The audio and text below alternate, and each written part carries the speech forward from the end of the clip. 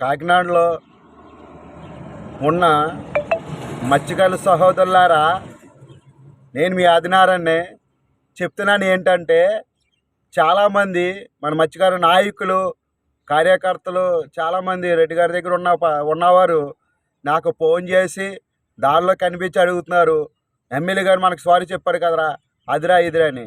ఎక్కడో కృష్ణారావు గారు మన ప్రాంతం కాదు, మన ఊరు కాదు, కానీ మన మత్స్యకారుడై ఉండడం, మంచి లీడర్గా ఉండడం మన అదృష్టం.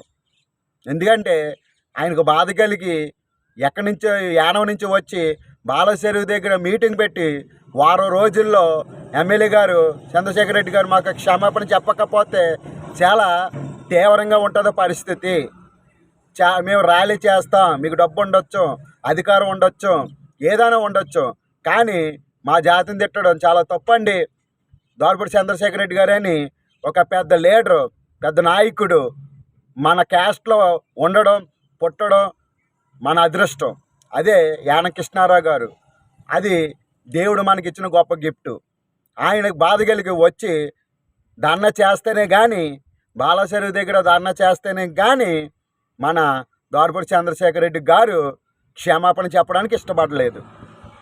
ఆయన దగ్గర ఉన్న మనోళ్ళు అడిగితే ఆయన క్షమాపణ చెప్పడా, ఏదో పొరపాటున అనేసి నన్ను క్షమించండి మత్స్యకారుల సోదరులారా అని ఒక మాట చెప్పండి సార్, మా వాళ్ళు చాలా బాధపడుతున్నారు, అలా తిట్టడం తప్పు సార్ అని అంటే ఆయన చెప్పరా, చెప్తారు. కానీ మన దగ్గర ఉన్న మన వాళ్ళకి మనకు ఐక్యత లేదు. వాళ్ళు చెప్తేనంట దోరపూడి చంద్రశేఖర్ రెడ్డి గారు వినరంట. ఎందుకంటారు? మీ బలం పెట్టే కదా, మీరు ఉన్నారని ధైర్యం పెట్టే కదా ఏటి మగలో కాకినాడలో ఉన్న మత్స్యకారుల కుటుంబాలకు, గ్రామాలకు, ఓట్లకు వాళ్ళు రావగలుగుతున్నారు. అదే మీ లేకపోతే, మీ బలం లేకపోతే, మీ ధైర్యం లేకపోతే మత్స్యకారులను తిట్టినప్పటికీ దోరపూడి చంద్రశేఖర్ రెడ్డి గారు మన గ్రామాలకు రాగలరా, ఓట్లు అడగగలరా? మనం లేకుండా, మన ఓట్లు లేకుండా ఆయన గెలవగలడా?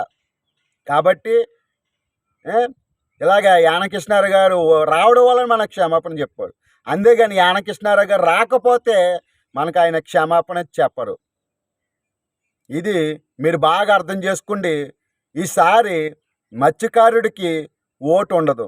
కొండబాబు గారు మనకి చేసినా చెయ్యకపోయినా రిలయన్స్ డబ్బులు రప్పిస్తారు, ఓఎన్జీసీ డబ్బులు రప్పిస్తారు, మన ప్రాంతాలని బాగా చూసుకుంటారు, డెవలప్ చేస్తారు.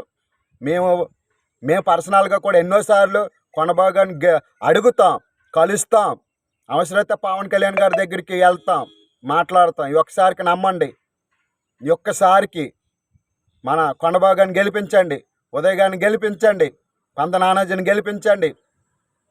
ఈ ఒక్కసారికి మీరు మన మత్స్యకారుడైన కొండబాబు గారిని గెలిపించుకోకపోతే రేపొద్దున మన జాతి కనిపించదు.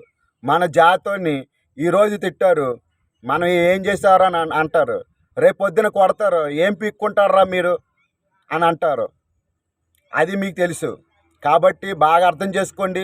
మీకు రెండు చేతులతో నమస్కారం చేస్తున్నాను, దండం పెడుతున్నాను.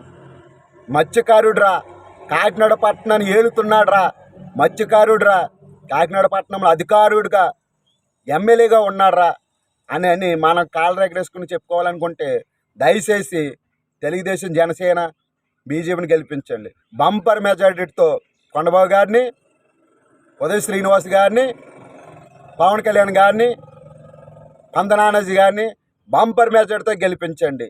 ఏమైనా సమస్యలు ఉంటే దయచేసి నాకు ఫోన్ చేయండి. 100% నేను మీకు పరిష్కారం చేయడానికి ట్రై చేస్తాను.